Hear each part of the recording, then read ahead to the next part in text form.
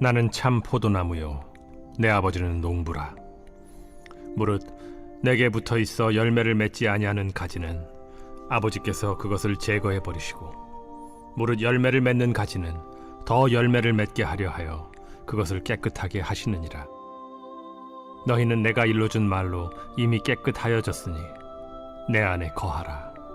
나도 너희 안에 거하리라. 가지가 포도나무에 붙어 있지 아니하면 스스로 열매를 맺을 수 없음 같이 너희도 내 안에 있지 아니하면 그러하리라. 나는 포도나무요 너희는 가지라. 그가 내 안에 내가 그 안에 거하면 사람이 열매를 많이 맺나니 나를 떠나서는 너희가 아무것도 할 수 없음이라. 사람이 내 안에 거하지 아니하면 가지처럼 밖에 버려져 마르나니 사람들이 그것을 모아다가 불에 던져 사르느니라. 너희가 내 안에 거하고 내 말이 너희 안에 거하면 무엇이든지 원하는 대로 구하라.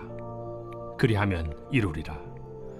너희가 열매를 많이 맺으면 내 아버지께서 영광을 받으실 것이요 너희는 내 제자가 되리라.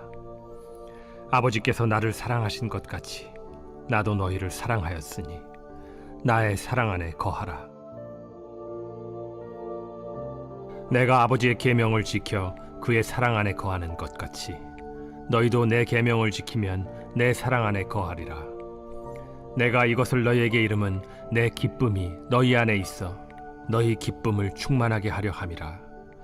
내 계명은 곧 내가 너희를 사랑한 것 같이 너희도 서로 사랑하라 하는 이것이니라. 사람이 친구를 위하여 자기 목숨을 버리면 이보다 더 큰 사랑이 없나니 너희는 내가 명하는 대로 행하면 곧 나의 친구라. 이제부터는 너희를 종이라 하지 아니하리니 종은 주인이 하는 것을 알지 못함이라. 너희를 친구라 하였노니 내가 내 아버지께 들은 것을 다 너희에게 알게 하였음이라. 너희가 나를 택한 것이 아니요 내가 너희를 택하여 세웠나니 이는 너희로 가서 열매를 맺게 하고 또 너희 열매가 항상 있게 하여 내 이름으로 아버지께 무엇을 구하든지 다 받게 하려 함이라. 내가 이것을 너희에게 명함은 너희로 서로 사랑하게 하려 함이라. 오늘은 어제와 다른 삶을 살 수 있는 새로운 출발의 기회로 주신 선물입니다. 주님의 은총이 함께 하시길 기도합니다. 오늘 본문 묵상할 본문은 요한복음 15장 1절부터 17절의 말씀입니다. 어제 본문 마지막 31절은 일어나라 여기를 떠나자라고 하신 예수님의 말씀으로 끝이 납니다. 그러면 15장에서는 자연스럽게 예수님과 제자들이 떠나는 장면이 나와야 하는데 15장에서 또다시 예수님의 교훈이 시작이 됩니다.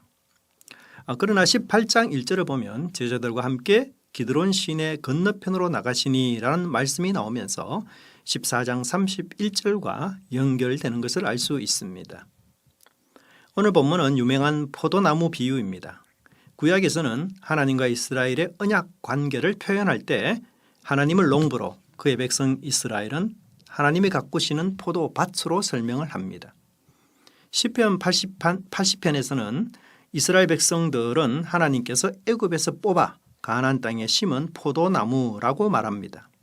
이사야 5장에서는 하나님의 백성은 의와 정의의 열매를 맺어야 할 극상품 포도나무의 소명을 받았으나 이러한 열매를 맺지 못하고 불의, 포학 그리고 피 흘림의 열매를 맺는 못된 포도나무라고 고발하였습니다.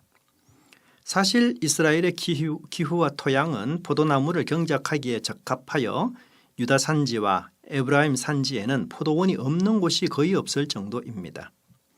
아마 겟셋마네를 떠나 기드론 시내 건너편으로 가시는 중에도 포도나무가 있었을 것입니다. 하지만 예수님의 가르침은 구약에서대로는 포도나무 비유의 틀을 깨는 아주 충격적인 선포였습니다.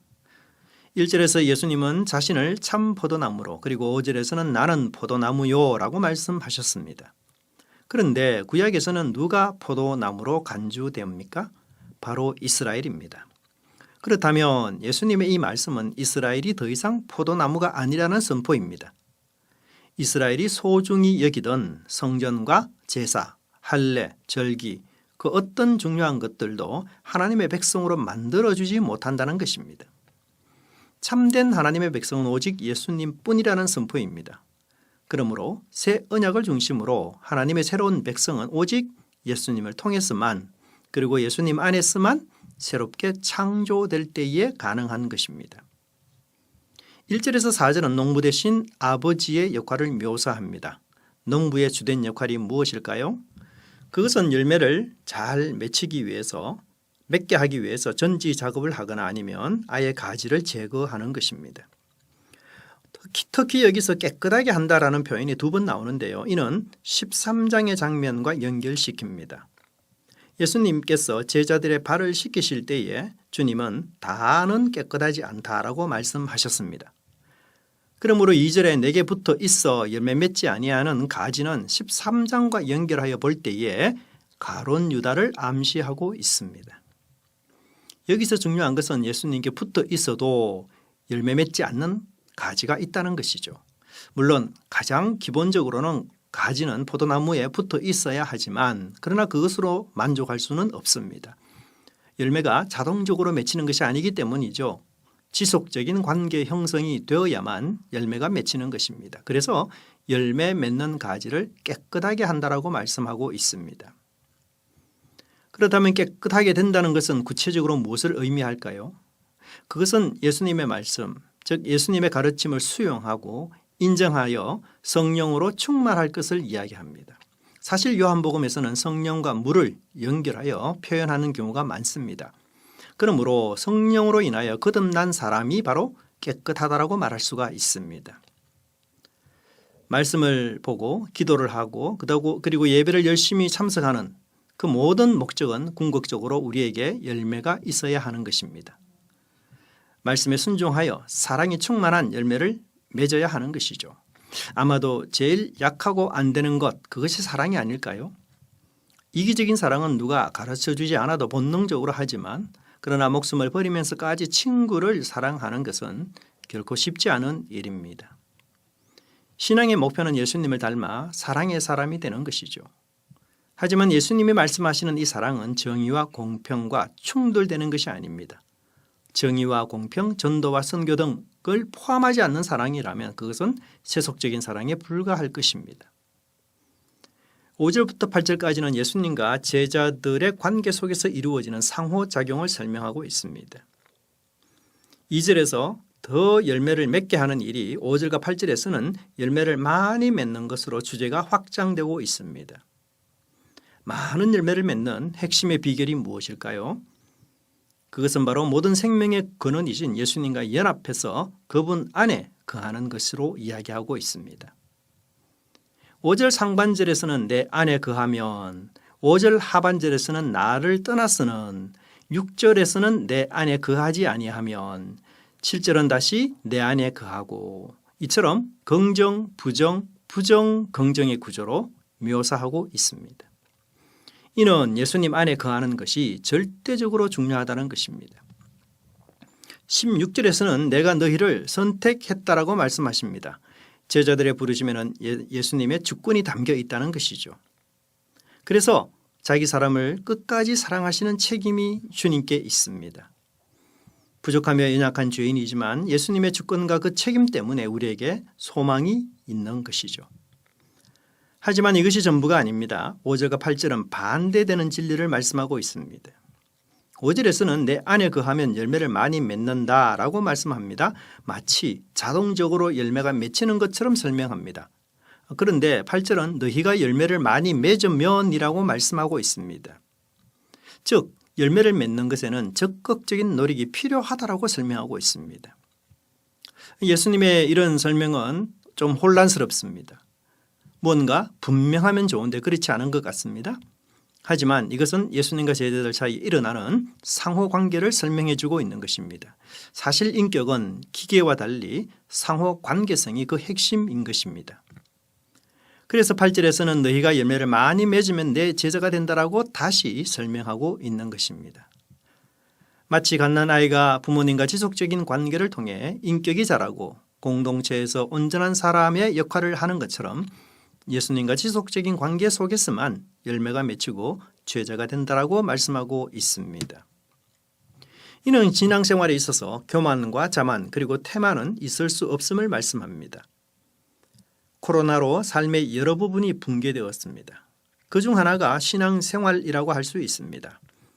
하지만 예수님의 제자는 태만할 수 없다고 합니다. 코로나 시대에도 제자는 열매를 맺어야 합니다. 주님의 말씀을 더욱 깊이 묵상하며 그것을 삶으로 살아내는 몸부림이 우리에게 있어야 할 것입니다. 9절부터 17절은 예수님 안에 거한다는 것이 구체적으로 무엇인지를 설명하고 있습니다. 9절은 너희를 사랑했다라고 시작하고 17절은 서로 사랑하라라고 명령하고 있습니다. 자식을 향한 부모의 사랑, 부부를 향한 서로의 사랑, 형제를 향한 사랑, 불쌍한 사람을 향한 이웃 사랑 등 세상에는 사랑의 종류가 무수히 많습니다. 사랑은 본능적인 것이 아닐까요? 사랑에 무슨 기술이 필요할까요? 하지만 예수님은 여기서 사랑에는 배움이 필요하고 경험이 필요하며 지식이 필요하다라고 말씀하십니다. 9절에서는 나도 너희를 사랑했다라고 말씀합니다. 10절에서는 아버지의 계명을 지켜 사랑했다라고 말씀합니다. 13절에서는 친구를 위하여 목숨을 버리는 큰 사랑을 말씀하십니다. 즉 제자들이 서로 사랑하려면 예수님으로부터 받은 사랑을 기억하며 그것을 몸소 실천해야 하는 것입니다. 특히 종으로서 맹목적이고 알지 못한 채 하는 사랑이 되어서는 안 된다라고 합니다. 그 이유는 15절에서 예수님은 제자를 친구로 대하셨고 구속을 향한 하나님 아버지의 뜻을 다 알려주었기 때문입니다. 그래서 그 사랑의 목표점은 바로 충만한 기쁨입니다. 우리가 받은 사랑입니다. 아는 사랑입니다. 깨달은 사랑입니다. 의인이 죄인을 친구로 받아들인 위대한 사랑입니다. 당시 랍비들은 자신의 제자를 종으로 불렀습니다. 예수님은 여기서 친구라는 단어를 3번 반복하셨고 또한 나사로를 향하여 우리 친구라 부르셨습니다.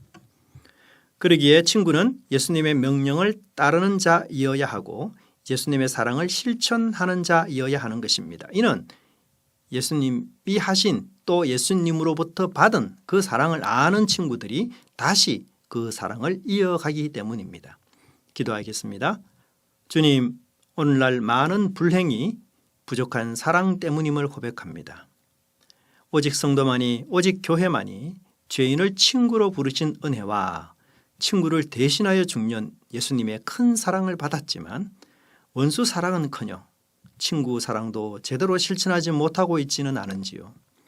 주님, 저희들이 다시 한번 주님의 깊은 사랑을 깨닫게 하셔서 미움과 질투와 경쟁으로 죽어가는 이웃들을 사랑으로 섬기게 하옵소서. 그리하여 모두가 기쁨이 충만한 삶 되게 하옵소서. 예수님의 이름으로 기도합니다. 아멘. 1. 오심 기도. 하루 5번 마음을 다해 드리는 기도. 나는 죽었습니다.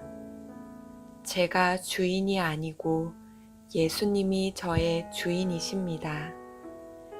예수님은 십자가에서 죽으시고 부활하셨습니다.